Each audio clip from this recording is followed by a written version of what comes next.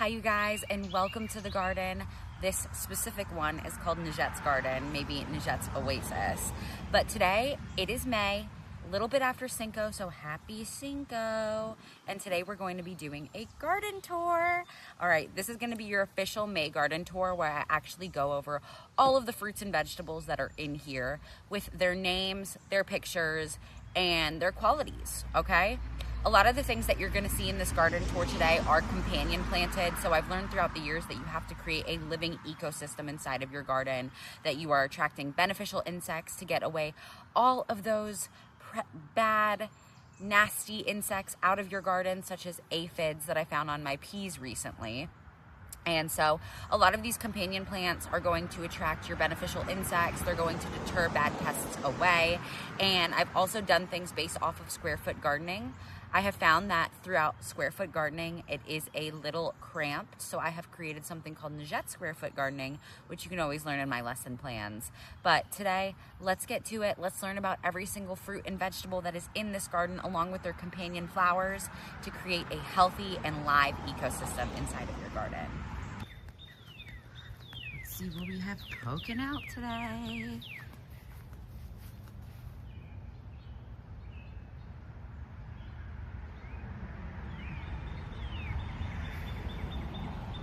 So what we have over here is I have planted two different types of zucchini in this bed this year. I think there's a few squash in here maybe, but we'll probably find that out in June. So the two types of zucchini that I have planted in here are going to be Cocozelle zucchini.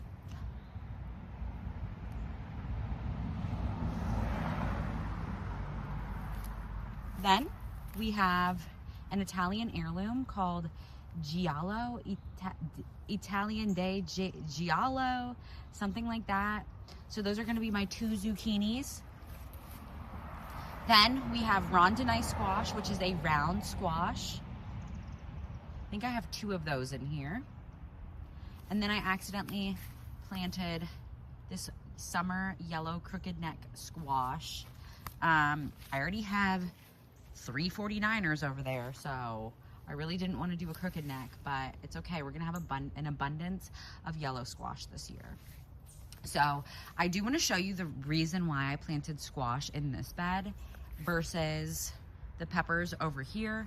And then you can see these very tall little flowers on the sides.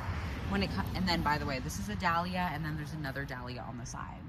When it comes to squash, they lay pretty low onto the ground, and they almost create some type of natural ground cover to basically deter weeds out of the soil. And then, like I said, they act like a ground cover. This is the size that they generally get. I mean, these are full size right now. So I planted these 2 weeks before I planted those. And as you can see, they get pretty large. So let's come over here. Eventually, these squash are going to get that big, and zucchini are going to get that big. So they're going to create a ground cover. Whereas the peppers over here, they require full sun, okay? Have amazing sun. And with the peppers, they grow tall. So you have some type of mounding plant in the back and then taller plants in the front. When it comes to squash, you can plant tall plants next to them, like this Brazilian vervain right here, tall verbena, also known as that.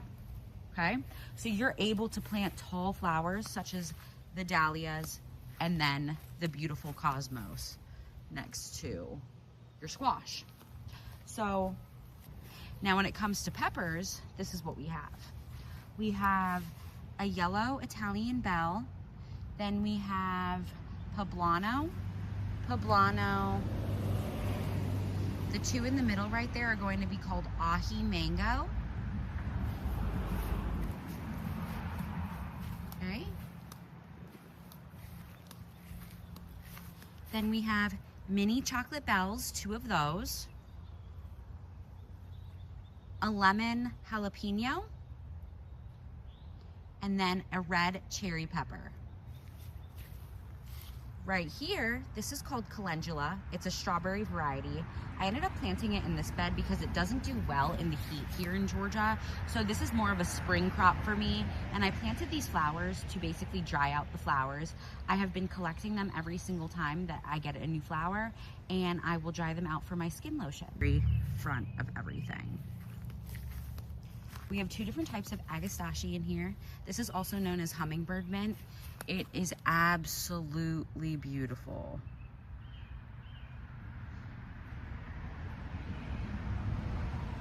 This variety is called Summer Long.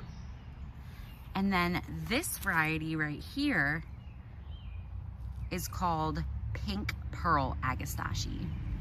Then we have 2 different types of coreopsis, or I'm sorry, 1 type of coreopsis. This is called Nova Opal on both sides. And then I also have some chamomile coming up. Some didiscus that's trying to make it. Yellow petunias. And then some green envy zinnias. What is in the back right now are various types of dahlias that haven't came up yet. These are the big beds, the big abundant beds. These will be abundant soon. Okay, so we have 2 different types of beans in here. We have a yellow wax bean, and then we have aroma bean. You'll see in one of my previous videos how I describe the difference between pole beans and bush beans, so I would go ahead and check that out. But these both varieties, the Roma 2, which is an Italian heirloom, and then the wax bean is just like a yellow typical wax bean that just tastes just like green beans. These 2 are bush. So you're gonna get a few harvests from them, and then they're going to die back, and then you can succession plant them later on in the year, or later on in the season. We have alliums, so also known as chives, on all 4 corners of this bed, because this was originally my brassica bed. And so when it comes to brassicas, you want to make sure that you're putting some type of onion in between your cabbage, broccoli, cauliflower, kale that's still in there. That way you can deter some pests away. We have scabiosa. This is a beautiful butterfly and moth attractant.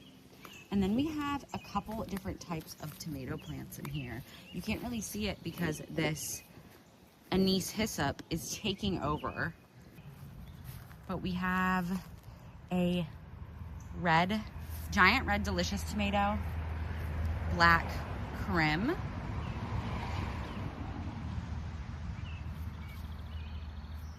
a bunch of oregano that we're going to harvest today, German pink, purple coneflower, and yellow Belgium. Another coneflower. See how this all keeps the weeds out too?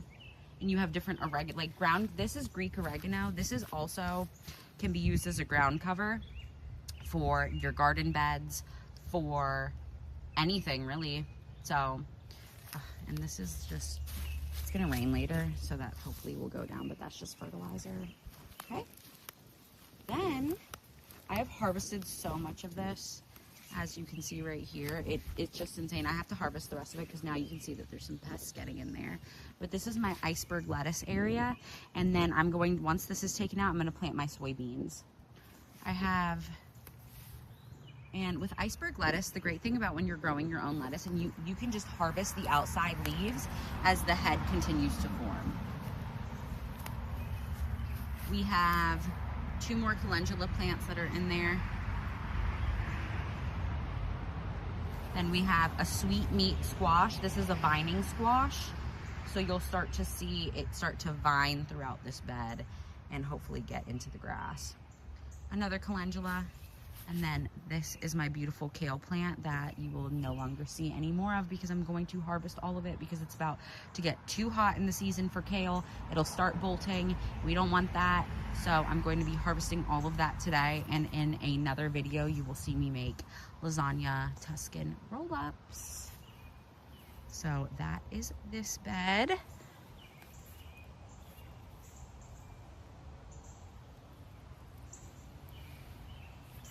Now let's get to this bed over here. These are my big boy tomatoes. Both of these varieties are called pineapple tomato. This is a striped, it's like a striped orange, red, yellow tomato. I have marigolds all across right here to deter any type of tomato hornworm away. I've also put yarrow in this bed. I found this yarrow in the yard, dug it up, and decided to put it in for fun.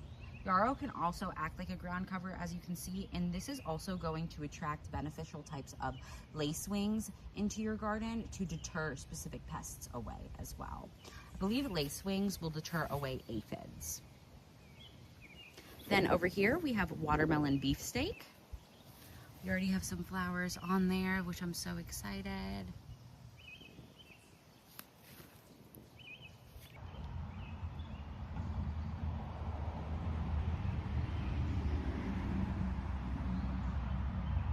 Then we also have some basil.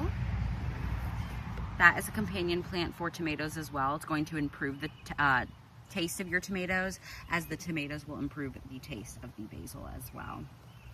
Okay, then over here we have more calendula. I wasn't playing around with the calendula this year, I'm telling you. Another one over there, they're all starting to flower. Then we have a lima bean bed back here. I have two different types of lima beans. One didn't germinate as well as the other, so I'll put their description here. We have a beautiful patty pan squash.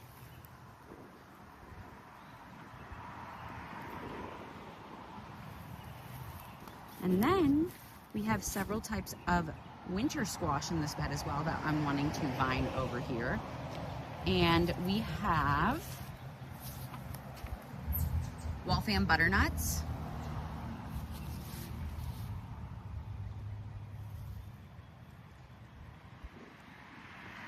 And then we have 1, 2, 3, yeah, just 3. Then we have 3 striped delicata winter squash that I absolutely love. That is one winter squash that you can actually eat the skin, so I love it for that. And then we have more cosmos, because this is the same thing. Anything that's vining that stays low to the ground, I can plant tall flowers around.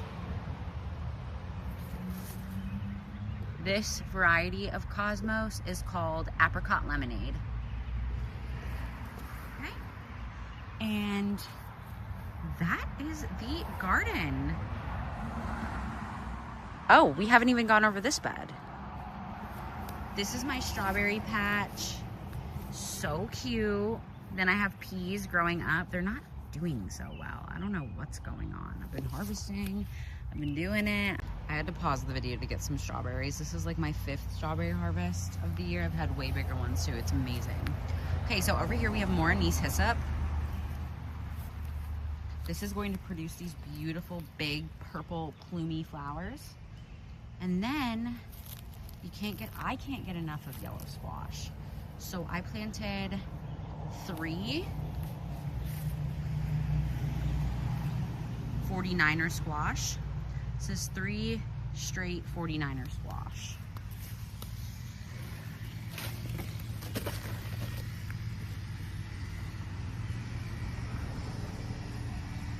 That is a female.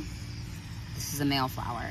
So if you ever need to hand pollinate, you're going to want to take the inside of this flower. I can literally open it.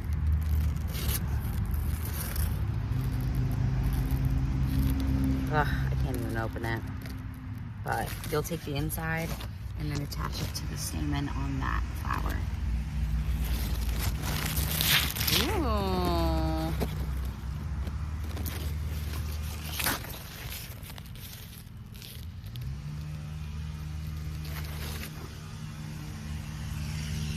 Strawberries.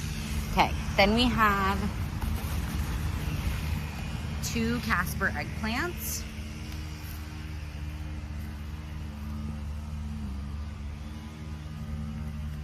A white variety of echinacea, and then a coral variety of echinacea. We have Sun Gold cherry tomatoes. I don't know what that is. I just let it grow from last year. I guess we'll see what that is. Snapdragons, nasturtium. That is a great pollinator flower. It's considered a trap flower for anything that is around your cucurbit family. So cucurbit is going to be your cucumber, melon, squash, zucchini. We have more scabiosa. This is called sweet alyssum. And then more different types of gherkin and then pickling cucumbers as well, with a nasturtium next to it. So that, you guys, is the very much needed May full garden tour. All right, you guys, I'll see you guys in the next video. You guys have a splendid day.